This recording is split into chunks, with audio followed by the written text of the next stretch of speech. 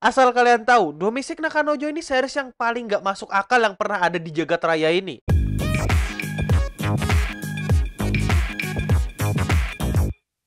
Halo Indogamers, para Wibu Denial, selamat datang lagi bersama gua host yang paling kalian cintai, Admin Yami. Dan selamat datang di acara Wibu Lokal. Acara akan membahas anime, manga, dan jejepangan lainnya. Jadi, hari ini kita akan membahas manga Domestic Nakanojo yang sudah ada di penghujung volumenya. Dan selamat Kei Sasuga yang sudah bikin cerita pedas gila ini menjadi tetap pedas gila. Buat kalian yang gak ingat series Domestic Nakanojo itu tentang apa, jadi ini series bercerita tentang seorang pemuda bernama Natsuo yang suka dengan gurunya Hina. Tapi, karena dia merasa mustahil bisa berhubungan dengan Hina, jadi dia cari pelarian dan dia bertemu dengan Rui. Lalu mereka berdua kehilangan virginity-nya. Tapi Natsuo nggak tahu kalau Rui itu ternyata adalah adiknya Hina. Dan ternyata mereka baru tahu kalau mereka adalah saudara tiri karena ayah Natsuo dan ibu Rui dan Hina menikah. Kalian sudah merasa merinding berguling-guling dengan cerita di anime ini belum? Kalau belum, kalian harus nonton dari season satunya dulu. Jadi aku mau bicarakan manga dari anime ini karena menurutku manganya cukup bagus meskipun rada di luar akal sehat manusia. Ya, lanjutan manganya Natsuo nyari Hina dan akhirnya dia ketemu Hina, tapi di sini mau berusaha melupakan Natsuo. Selanjutnya Natsuo pacaran dengan Rui meskipun putus nyambung sesekali.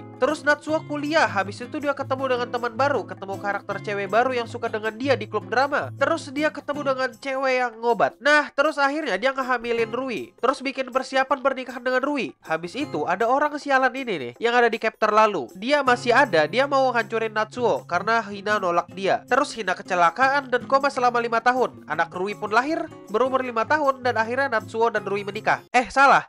Maksudnya Natsuo dan Hina menikah.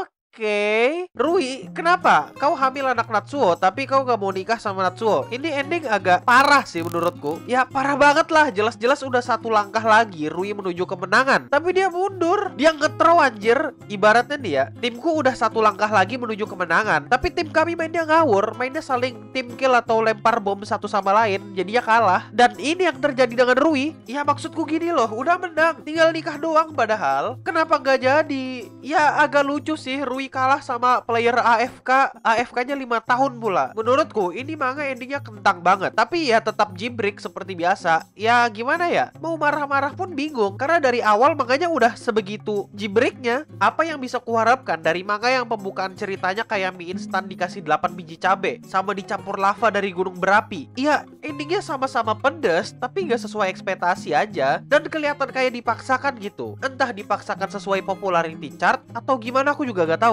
Agak dipaksakan dan aku gak bisa bilang bagus, tapi tetap jibrik karena ini manga ceritanya mind blown banget. Ya aku gak terlalu menduga kalau ceritanya bakal terjadi kayak gini. Manganya sih ku rekomendasikan, kalau kalian mau baca ya silahkan. Ceritanya lumayan naik turun gitu, nggak jelek dan nggak bagus juga, tapi bikin otak kalian mutar-mutar kayak di blender gitu. Kalau kalian udah pernah baca manga judulnya Good Ending dari Kei Sasuga, kalian gak bakal heran lihat ending kayak gini. Nah, terus di sini yang mau ku bahas mangakanya juga sih. Ini dia mangaka yang entah kenapa gak bisa nerima kritik. Dia ngeluh di Twitter karena menerima kritik dan harassment dari pembaca luar Jepang. Ya menurutku itu agak gimana ya, baperan gak sih jatuhnya? Kalau mau bikin karya tapi gak mau dikritik, ya gak usah bikin. Ya kalau perlu gak usah dipublis juga. Aku gak begitu ngerti tentang kultur kritik di Jepang, tapi ya kalau udah kritik harusnya ya bisa diambil kritik itu, atau gak menghiraukan kritik itu. Udah simple, pilihannya antara dua itu, antara diambil atau tidak usah dihiraukan. Tapi aku merasa wajar kalau mangakanya mengeluh karena dia bukan cuma dapat kritik doang, tapi juga dapat harassment dan ancaman dari pembaca. Nah, pembaca ini agak norak gitu. Menurutku luar negeri, luar Jepang atau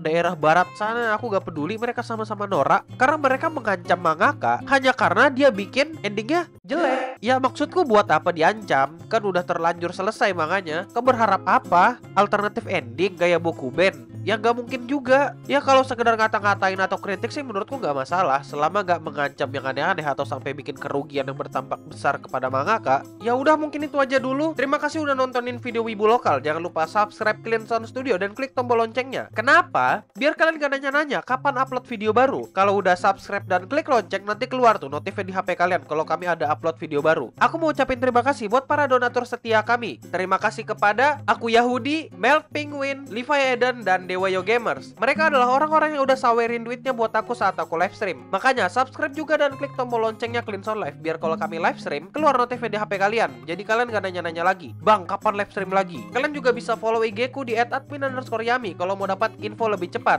Dan sorry, ini suara aku agak aneh karena aku lagi mampet dan lagi flu. Ya mungkin itu aja dulu. Terima kasih supportnya para Indo Gamers. Stay clean and stay healthy.